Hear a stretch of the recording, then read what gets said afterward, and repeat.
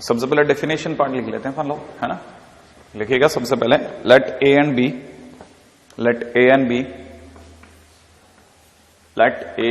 And B are two non empty set, two non empty set. Let A and B are two non-empty sets. Then rule R which associate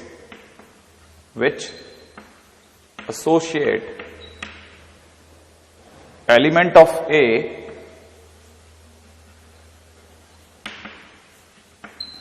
to element of B, element of A to element of B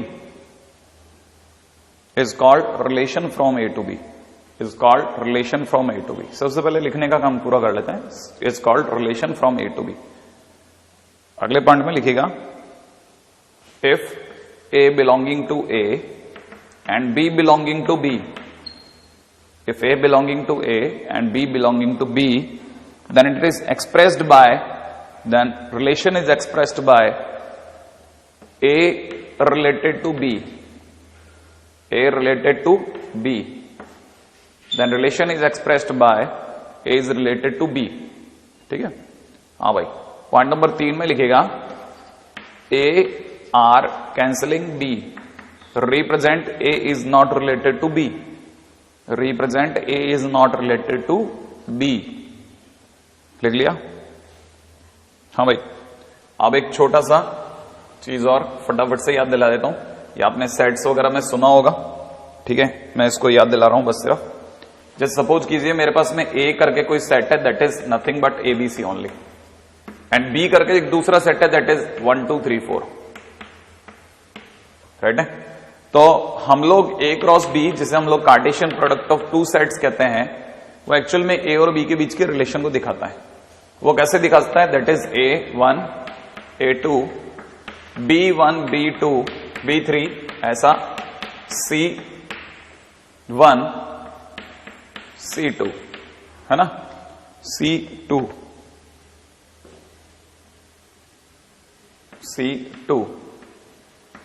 और इधर से देखा जाए तो D ABC 1 2, ऐसा. ठीक है, इसको भी अपन थोड़ा शॉर्ट कर देते हैं, है ना, 1 2 तक ही ले लेते हैं ताकि अपने को ज्यादा फैलाने की जरूरत ही नहीं पड़े. तो A क्रॉस B एक्चुअल में इस तरह के किसी रिलेशन को दिखाता है जहां पे A का लिंकेज हो रहा है 1 से, A का लिंकेज हो रहा है 2 से, माने दोनों से एक एक करके लिंक हो रहा है, फिर उसी प्रकार B लिंक हो रहा है, उसी प्रकार C लिंक हो रहा है. ठीक है ना, दिस इज कॉल्ड रिलेशन, है ना. अब रिलेशन के बाद में अपन अगले पॉइंट की तरफ चलते हैं. ये तो ध्यान हो गई होगा कि रिलेशन फंक्शन नहीं होता है, परंतु फंक्शन रिलेशन होता है. ये बात आपको पहले ध्यान रख लेनी है ना. नेक्स्ट पॉइंट के ऊपर बात करता हूं. सीधा सीधा आते हैं अपन लोग, कुछ इंपॉर्टेंट पॉइंट जो आपको याद रखने, ठीक है, नोट में डाल दीजिएगा. It is not necessary that every element of A is associated with every element of B. ठीक है, नोट लिख लिया. नोट लिखने के बाद आगे चलिए. इफ, जैसे मैं आपके सामने एक रख रहा हूं, A is -4 1 2 4 9, राइट है, and I am taking B, that is what, -2 0 1 2 3 5, और मैं आपसे पूछ रहा हूं, and a relation R from A to B is defined as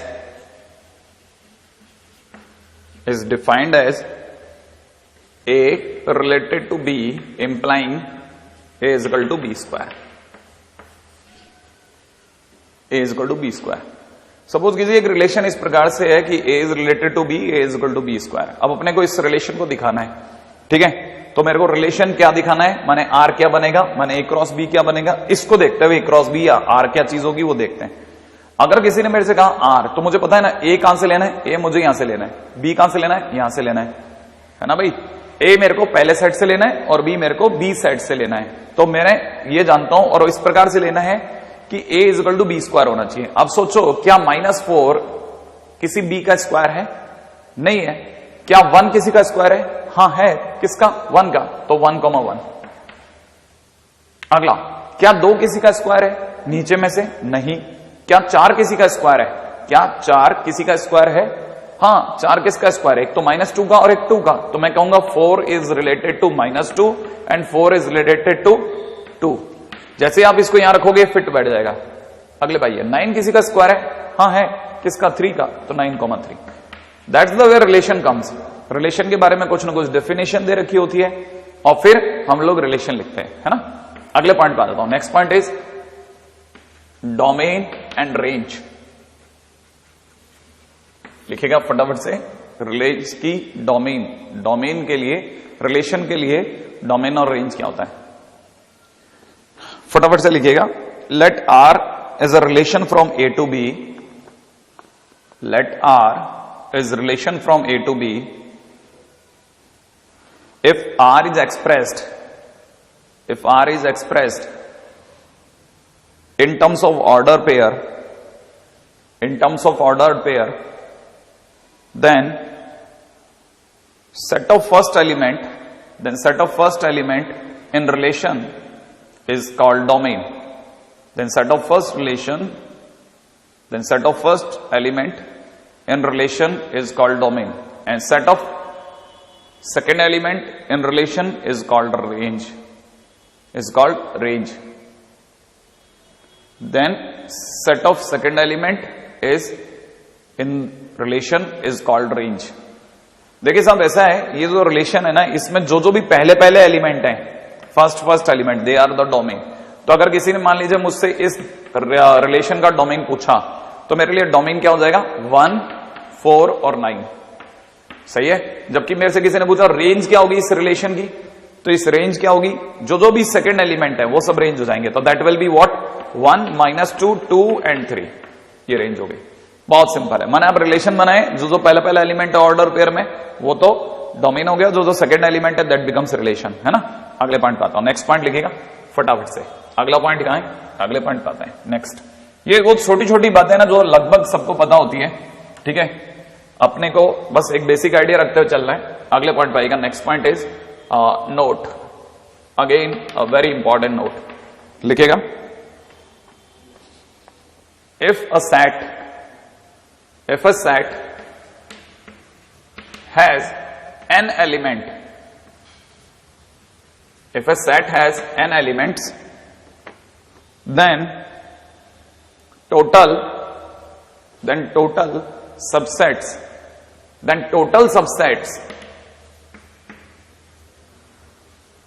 are 2 to the power n.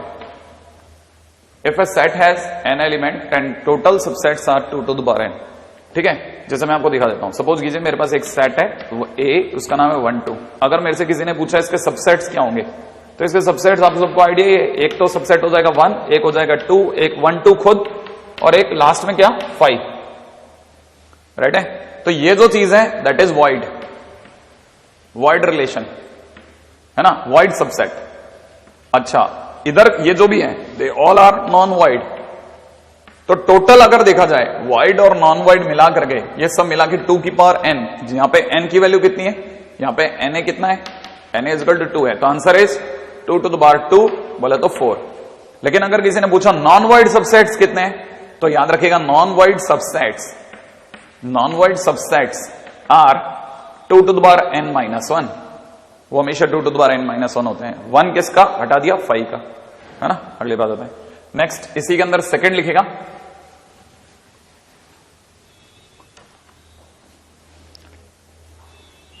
Second लिखेगा if a set has m element and another set has n element, if a set has m element and another set has n elements, then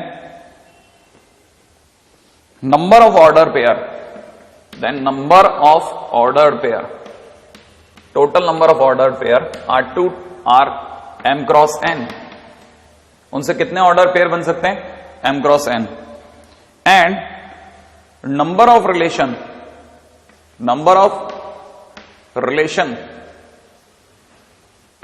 from A to B, अगर मैं इसको ए और इसको B कहता हूं तो number of relation from A to B are 2 to the power mn -1। -1 कौन सा वाला? नॉन वाइड, याद आया आपको? तो इट इज नॉन वाइड, बिल्कुल नॉन वाइड, 5 को हटा करके। तो अगर किसी ने पूछा कितने रिलेशन बन सकते हैं तो हम बोलेंगे 2 to the power mn, और कितने ऑर्डर पेयर, कितने एलिमेंट्स बन सकते हैं ओवरऑल, तो हम बोलेंगे m क्रॉस n, टोटल जो भी एलिमेंट्स बन सकते हैं वो। ठीक है, बहुत ही काम का पॉइंट है। नेक्स्ट पॉइंट,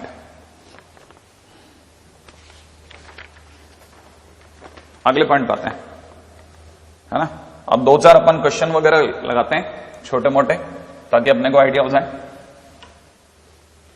पहला है x बिलोंग्स टू, आपको दे रखा है 1 2 3 4, एंड y बिलोंग्स टू आपको दे रखा है अगेन 1 2 3 4, राइट है। आपको फर्स्ट आप ही को बनाना है, x is related to y such that x is greater than y। इसको आप ऑर्डर पेयर बनाइए इसका। और दूसरे वाला है x is related to y such that x is equal to y equal to x plus 1। Do it, करें। नहीं, मैं आ रहा हूं।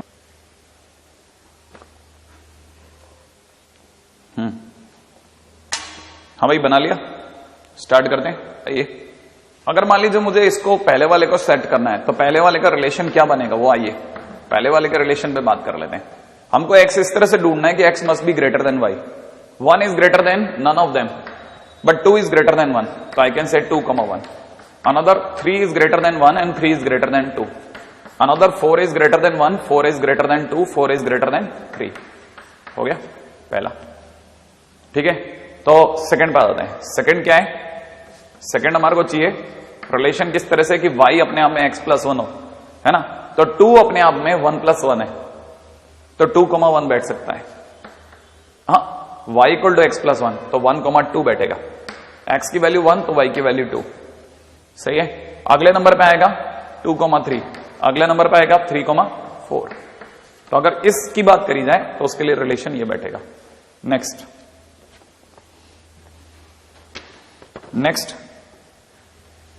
Types of important relations. वैसे तो बहुत तरह के रिलेशन होते हैं, लेकिन हम लोग जिन पे बात कर रहे हैं बड़े नटसेल में, types of important relations.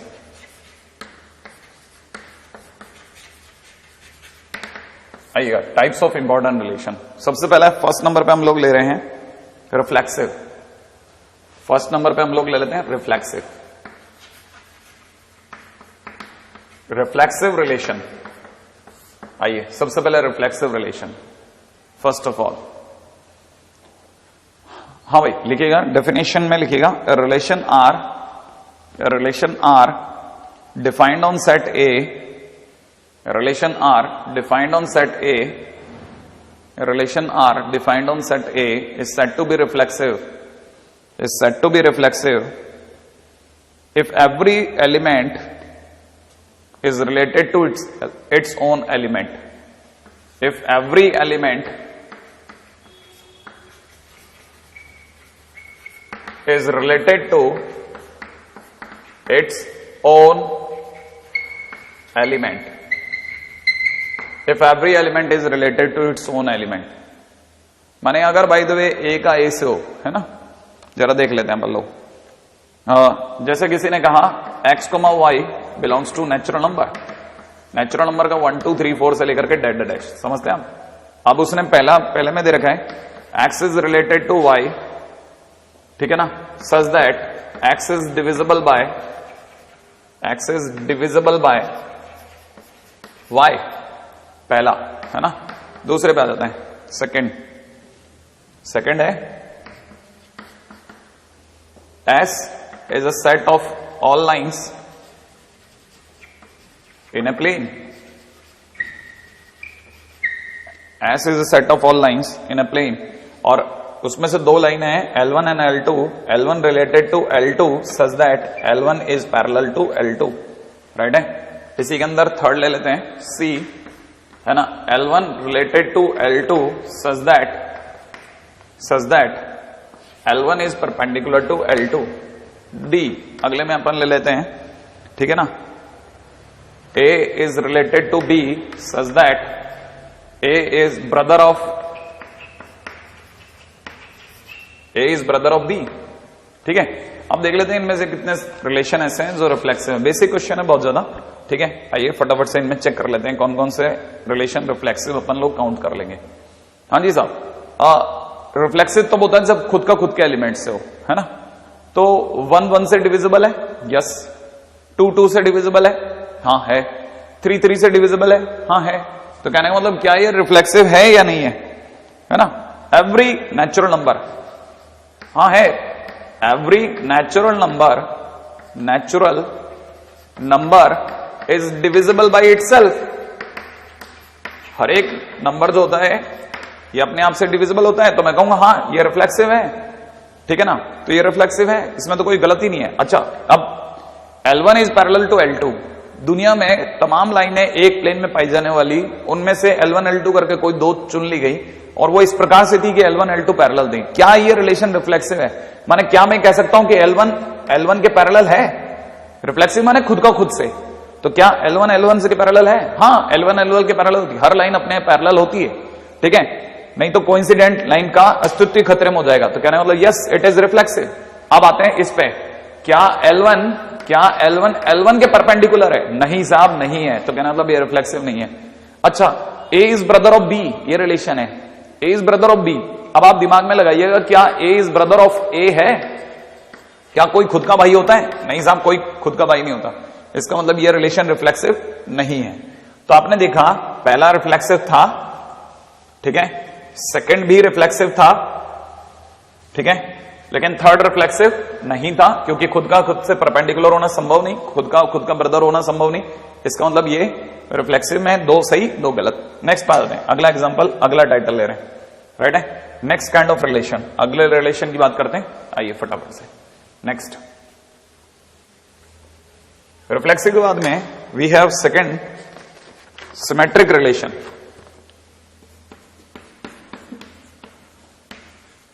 Symmetric relation, आइए फटाफट से इस पे भी दिमाग लड़ाते हैं। Symmetric relation, a relation R on set A, a relation R on set A is said to be reflexive, is said to be symmetric. A relation R on set A is said to be symmetric if any element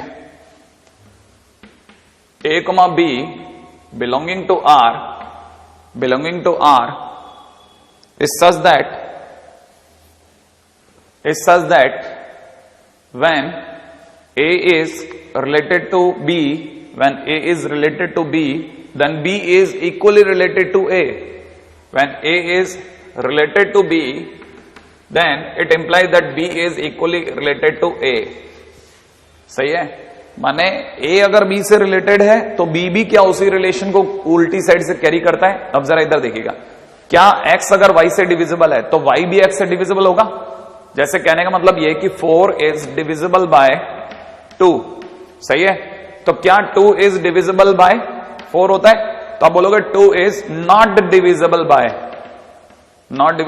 4। 4 is divisible by 2 but 2 is not divisible by 4, hence it is not a symmetric relation. सही है, अगले बात आते हैं। All lines in a plane जहां पे L1 L2 दोनों parallel है, क्या L1 L2 के पैरेलल होना यह भी बताता है कि L2 भी L1 के पैरेलल है?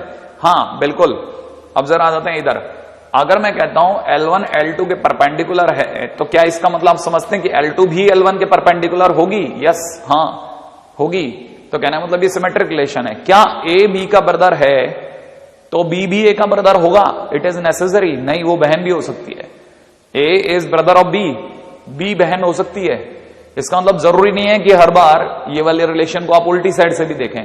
तो कहना मतलब ये नहीं है, बाकी पहला नहीं है, अब की बार सेकंड था, ठीक है ना। This is symmetricity. सिमेट्रिसिटी माने जैसा A B से है वैसा B A से, राइट है। And the last and the third, जिससे हमारा पूरा सेट बनेगा, that is transitive.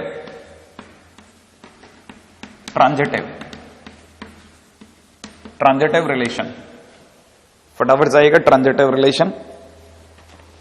Transitive relation में लिखिएगा, a relation R on set a relation R on set A is transitive for elements ABC belonging to relation ABC belonging to relation when A is related to B, A is related to B, when A is related to B and B is related to C and B is related to C implies A is related to C. A is related to B, B is related to C implies A is related to C. है ना? लिख लिया? कहने का मतलब क्या? A is related to B, A is related to B and B is related to C implies A is related to C. अगर ये बात किसी ने कह दी तो हम कह देंगे हाँ ये ट्रांजिटिव है। इसका मतलब इसमें 3 एलिमेंट होने चाहिए। हाँ इसमें 3 एलिमेंट होने चाहिए। तो सर यहां तो 2 ही है ना, जैसे 4 और 2 नहीं। अब की बार जब भी आप सिमेट्रिसिटी चेक कर रहे होते हैं तो आप पहले काम करते हैं कि 3 एलिमेंट दुनिया में लाते हैं। अगर 3 एलिमेंट दुनिया में लाते हैं तो कैसे होगा? जैसे मैं बात करता हूं 2 4 8 की, ठीक है ना? 4 इज डिविजिबल बाय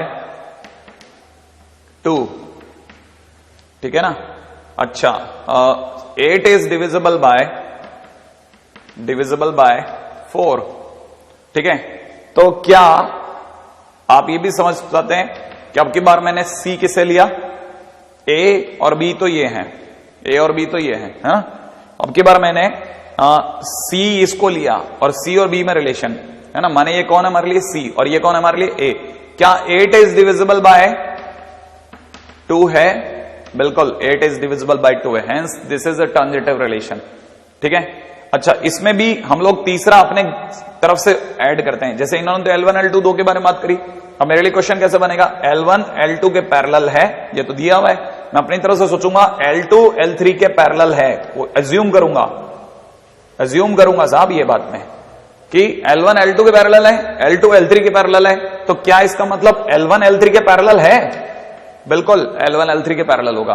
अब इधर दिमाग लगाइए, L1 L2 के पैरेलल है, L1 L2 के पैरेलल है और मैं एज्यूम करता हूं कि L2 L3 के पैरेलल है। एज्यूम कर रहा हूं, एज्यूम मैं मान रहा हूं कि कोई एक लाइन L3 और है जो L2 के पैरेलल है। L1 L2 के पैरेलल है, L2 L3 के पैरेलल है। क्या इसका मतलब ये है कि L1 L3 के परपेंडिकुलर है? सॉरी पैरेलल नहीं, परपेंडिकुलर। L1 L2 के परपेंडिकुलर है, L2 L3 के परपेंडिकुलर है। क्या इसका मतलब है कि L1 L3 के परपेंडिकुलर है? नहीं, फिर तो वो पैरेलल नहीं, पैरेलल हो जाएंगी। देखिए ये एक लाइन L1 है, ये L2 के परपेंडिकुलर है, L2 L3 के परपेंडिकुलर है, देख रहे हैं आपको? लेकिन L3 और L1 आपस में कैसी हैं? पैरेलल, सही है? तो ये रिलेशन ट्रांजिटिव नहीं है, बाकी 2 थे।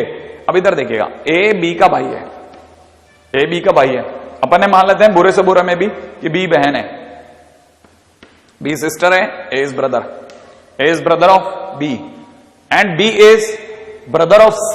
इसका मतलब सिस्टम यहां अज्यूम ही नहीं कर सकते, इसको ब्रदर ही मानना पड़ेगा। ये भी लड़का है, B is brother of C, B is brother of C। अगर ये सिस्टर है या ब्रदर है, वॉट एवर इट इज, लेकिन अब मेरे को रिलेशन ये सोचना है क्या A is brother of C? Yes, A is brother of C, what ever it is. ये अगर बहन भी है तो भी चलेगा, मैं ये कह सकता हूं A is brother of C, ठीक है? तो कहना मतलब ये relation is transitive. That's the way we do transitive, symmetric और रिफ्लेक्सिव, है ना? अब ये तीनों चीजें मिल जाते हैं, जिस जगह पे ये तीनों मौजूद होते हैं वो क्या कहलाते हैं? इक्विवेलेंस रिलेशन, है ना? And that is equally important, equivalence relation, equivalence relation लिखेगा फटाफट से, equivalence relation. A relation R is said to be equivalence, when it is reflexive, symmetric and transitive all. Next में आइएगा, next is anti equivalence, anti equivalence, anti equivalence. A relation R is said to be anti-equivalence. A relation R is said to be anti-equivalence when A is related to B, when A is related to B and B is equally related to A, and B is equally related to A, is possible only when A is equal to B, is possible only when A is equal to B. ये कैसे हो सकता है? ये क्या चीज है, कैसा है? एक एग्जांपल दिखाता हूं, एग्जांपल में देखिएगा, ठीक है। जैसे मेरे को किसी ने कहा कि x is greater than equal to y, क्या ये इक्विवेलेंस है? एंटी इक्विवेलेंस चेक करना है, मान लीजिए मुझे एंटी इक्विवेलेंस चेक करना है, इसका रिलेशन चेक करना है। तो मैं क्या करूंगा कि x इज ग्रेटर देन और इक्वल टू y, अब मैं उल्टी साइड से देखूंगा and y is greater than equal to x, ये मैं अज्यूम करूंगा, सही है। और जैसे मैं सोचूंगा मुझे पता चल जाएगा कि x y से बड़ा या बराबर, y x से बड़ा या बराबर तभी संभव है जब x बराबर y हो। ये इकलौती ऐसी चीज है जब ये दोनों बराबर होंगे तभी इसको सेट कर जाएगा, वरना पॉसिबल ही नहीं है, राइट है। ये जैसा फर्स्ट एग्जांपल। सेकंड में आ जाता हूं, ठीक है। x is divisible by y, ठीक है, x is divisible by y। जैसे ही मेरे को कोई पूछेगा कि एंटी इक्विवेलेंस है, मैं हाथों हाथ सोचूंगा क्या y is divisible by x, क्या y is divisible by x, ऐसा अज्यूम करूंगा कि x is divisible by y and y is divisible by x। It is possible, both the cases are possible only when x is equal to y, सही है। कोई भी दो number आपस में तभी डिविजिबल हो सकते हैं जब वो दोनों बराबर हो, उल्टी साइड से भी, है ना। This is anti equivalence. अब आ जाते हैं इसके थोड़े थ्योरेटिकल क्वेश्चंस पे, आ जाइए फटाफट से। नेक्स्ट टाइटल,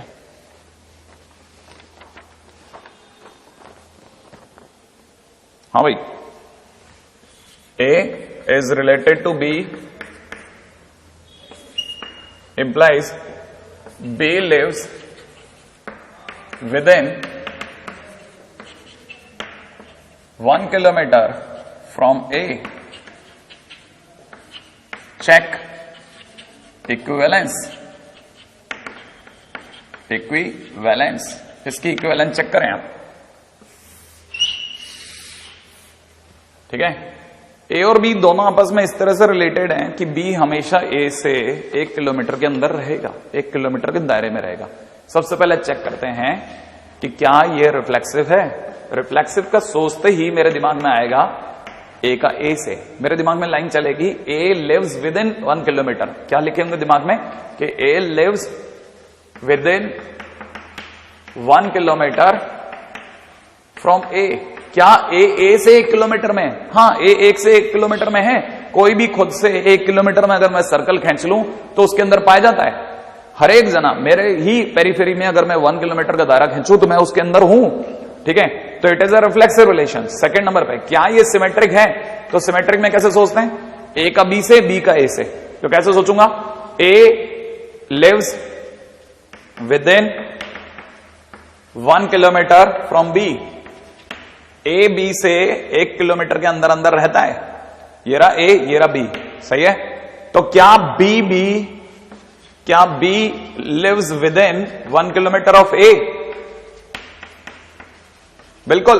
अगर मैं ए को लेकर के 1 किलोमीटर का रेडियस का सर्कल खींचता हूं तो बी अगर उसके अंदर है तो बी से ए भी 1 किलोमीटर के अंदर है ना। अब आते हैं तीसरी बात। तीसरा क्या होगा? ट्रांजिटिव। ट्रांजिटिव कैसे सोचते हैं, याद है ना आपको? ट्रांजिटिव में क्या करते हैं? ए को बी से, फिर बी का सी से, और फिर ए का सी से। अब कैसे देखेंगे? ए बी से 1 किलोमीटर के अंदर रहता है, हाँ रहता है, और बी सी से 1 किलोमीटर के दायरे में रहता है। कैसे रह सकता है 1 किलोमीटर के दायरे में?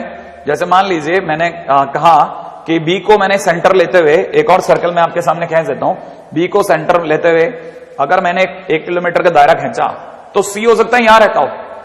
क्या मैं ए और सी के बीच की दूरी भी 1 किलोमीटर देख रहा हूं? नहीं, तो इट इज नॉट ट्रांजिटिव। तो इसका मतलब क्या कि हो सकता है, रह भी सकता था, लेकिन मैं रहने वाला केस क्यों कंसीडर करूंगा? हो सकता नहीं रहता तो फिर मेरा क्वेश्चन कटता। इसलिए मैं हमेशा नेगेटिव साइड से बात को अपोज करके जाऊंगा, ठीक है। तो अगर देखा जाए, yes it is reflexive, yes it is symmetric, but it is not transitive, hence it is not equivalence, not equivalence, है ना। अब इक्विवेलेंस नहीं है ऐसे। ठीक है, एक और क्वेश्चन करते हैं, आइए फटाफट से नेक्स्ट।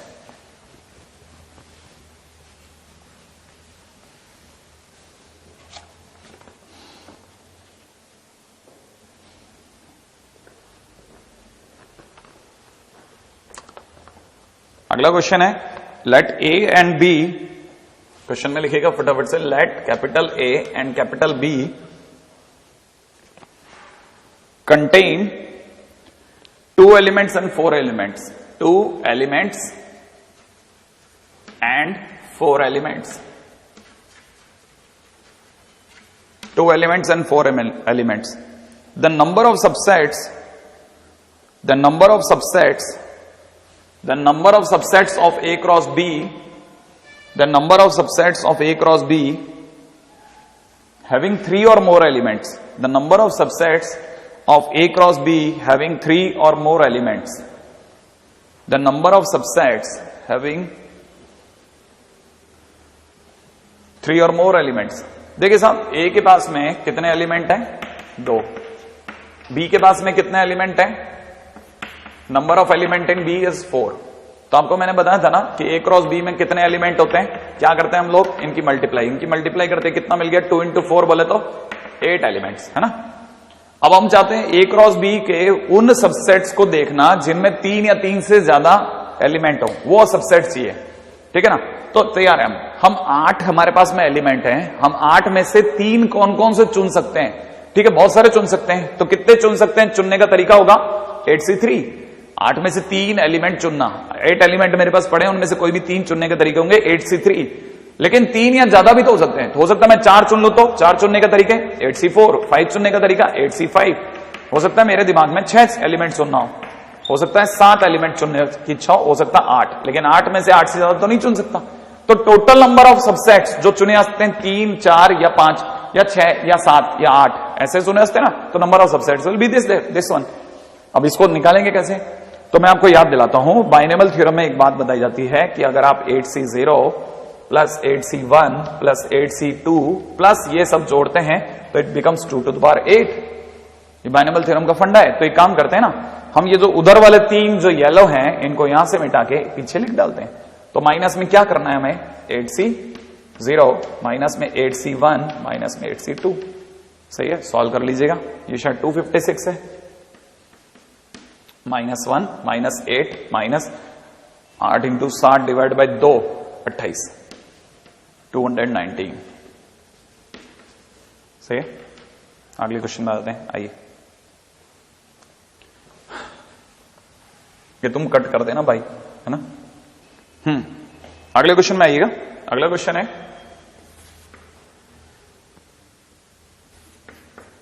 लिखिएगा let R be a set of real numbers, let R be a set of real numbers, let R be a set of real numbers, then statement 1, A is such that x comma y belonging to R, then x comma y belonging to R cross R, colon y minus x is an integer, y minus x is an integer, right है, is an equivalence relation, is an equivalence relation। ये अपने आप में equivalence relation है, ये statement कहता है, ठीक है। स्टेटमेंट नंबर 2 पे आ जाते हैं। स्टेटमेंट नंबर 2 क्या कहता है, B अपने को दे रखा है इस तरह से कि x, y belonging to R cross R such that x is equal to alpha y for some real number, some rational number, sorry, some rational number is an equivalence relation, is an equivalence relation। अपने को check करना है कि क्या ये equivalence relations हैं या नहीं है। पहले स्टेटमेंट के ऊपर बात करते हैं।